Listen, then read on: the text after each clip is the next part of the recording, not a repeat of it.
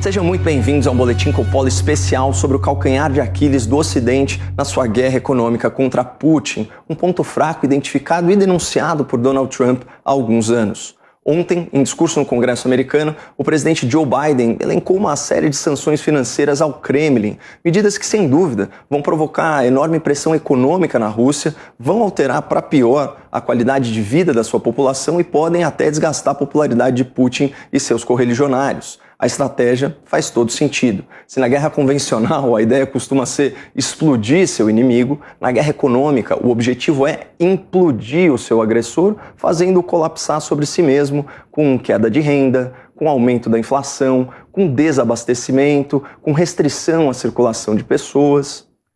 Muito parecido com os efeitos de uma pandemia, pelo menos quando a reação a ela é um prolongado lockdown sem nenhum critério.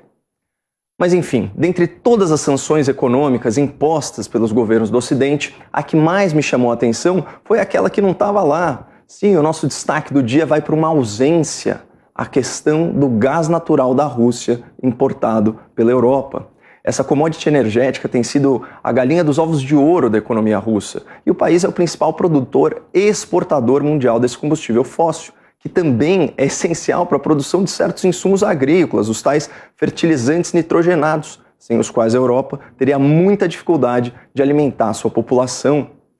Para entender como essa vulnerabilidade europeia era previsível e evitável, vamos analisar as declarações do ex-presidente americano Donald Trump sobre esse assunto. Bom, o Trump sempre foi caçoado, sempre foi criticado pela mídia progressista da esquerda americana pela sua civilidade, pela sua cortesia quando lidava pessoalmente com Putin. Quando ele era presidente, Trump se referiu a Putin como um líder forte e numa coletiva de imprensa conjunta em 2018, o americano afirmou, aspas, "Nos darmos bem com a Rússia é algo bom, não algo ruim."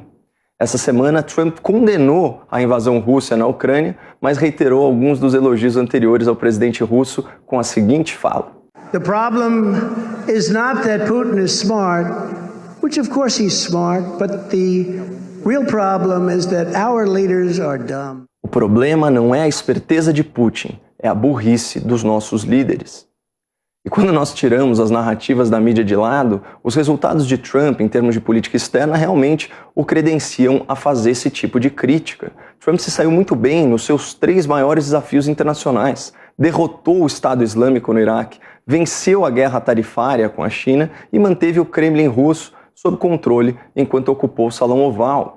Sempre é bom reforçar que foi durante a gestão Obama, em 2014, que o Putin ocupou e anexou a Crimeia sem maiores problemas. E agora, no governo Joe Biden, que, by the way, era vice de Obama, o exército russo invadiu o Estado soberano da Ucrânia de vez.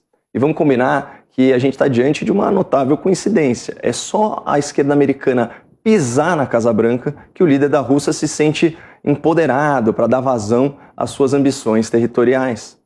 Talvez porque depois de 2 décadas no poder, Putin consiga farejar à distância lideranças fracas e hesitantes e tire vantagem disso. É imoral, mas é esperto, como diria Donald Trump. Mas que fique bem claro, o mesmo Trump que foi acusado pela imprensa militante de ser um adulador, ingênuo e até antipatriota por elogiar o Putin, foi filmado numa reunião com membros da OTAN dizendo duras verdades sobre as relações comerciais entre os países europeus e a Rússia, que ele qualificou como, aspas, muito inapropriadas. Very sad when Germany makes a massive oil and gas deal with Russia, where you're supposed to be guarding against Russia, and Germany goes out and pays billions and billions of dollars a year to Russia. Trump criticou enfaticamente os acordos da Europa Ocidental com a Rússia para suprimento de gás natural. Para o então presidente americano, essa situação era uma armadilha geopolítica, porque tornava as potências do bloco europeu, como a Alemanha, como a França, reféns energéticas da Rússia. Um país governado de forma autoritária, com ambições imperialistas, armado com um vasto arsenal nuclear e cujas empresas estão subordinadas aos interesses políticos do Kremlin, especialmente a estatal Gazprom, uma gigante petrolífera que está entre as 15 maiores empresas do mundo e, em 2020, segundo a Bloomberg, forneceu mais de 1/3 do gás consumido na Europa. Semana passada, a estatista uma multinacional especializada em dados de mercado publicou a relação dos países mais dependentes do gás russo na Europa. E os números assustam. 49% do gás natural consumido na Alemanha vem da Rússia. Na Itália, são 46%. Na França, 24%. Mas adivinha quem não compra um centavo de gás russo? Justamente a Ucrânia, que obtém o seu gás da União Europeia desde 2015. E vale lembrar que em 2014, por iniciativa popular, depois de muito protesto, o governo ucraniano, alinhado a Moscou e aliado de Putin, foi deposto. E após uma série de desentendimentos sobre preço e condições de pagamento, o governo ucraniano optou por não mais adquirir seu gás natural diretamente dos russos, ainda que 2 dos principais gasodutos que ligam a Rússia à Europa passem por território ucraniano. Certamente, o governo de Kiev não tomou essa decisão por questão de preço ou por questão de conveniência, mas considerando a sua estratégia geopolítica de buscar autonomia e independência, o oposto do que fizeram a Alemanha e outras potências europeias. É fato consumado que a Europa se tornou dependente do gás russo, uma situação impossível de ser revertida no curto prazo, especialmente considerando que a Noruega, que é a segunda maior parceira comercial do bloco, não fornece nem a metade do gás oferecido pela Rússia, que além de tudo é mais barato. Ou seja, ainda que fosse possível abrir mão do combustível russo trocando o país fornecedor, isso geraria uma enorme pressão inflacionária no bloco, empobreceria a população europeia e poderia prejudicar as aspirações eleitorais dos políticos ocidentais, certamente mais sensíveis à opinião pública do que o Putin.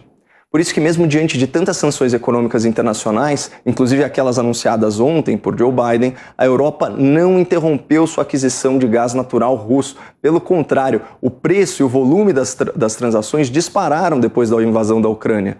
38% de aumento nas exportações russas só no primeiro dia de guerra. E tem uma outra questão. Vocês conseguem imaginar o caos que seria se o Putin virasse o jogo e ameaçasse a Europa com restrições ao fornecimento de gás natural, ou mesmo aumentando indiscriminadamente os preços e as tarifas? Como ensina a sabedoria popular, não há nada tão ruim que não possa piorar. Nós estamos falando sobre a dependência europeia do gás natural russo, que, como nós atestamos no primeiro bloco do programa, é uma situação irreversível no curto prazo. Mas vamos analisar esses acordos comerciais entre Europa e Rússia de uma perspectiva geopolítica a partir de outra distorção muito bem identificada por Donald Trump. So we're supposed to protect you against Russia, but they're paying billions of dollars to Russia, and I think that's very inappropriate. O presidente americano desqualificava essas negociações como muito inapropriadas, porque além de tornar o continente europeu vulnerável à influência russa, a Europa estava lucrando nas duas pontas, consumindo gás natural mais barato da Rússia e recebendo bilhões de dólares em apoio militar dos Estados Unidos via OTAN, cuja principal finalidade histórica é garantir a segurança do bloco em face da enorme força bélica nuclear da Rússia. Ou seja, a Europa Ocidental está alimentando um monstro no seu quintal, enquanto terceiriza a responsabilidade pela segurança da sua população para os Estados Unidos, que pagam a maior parte da conta.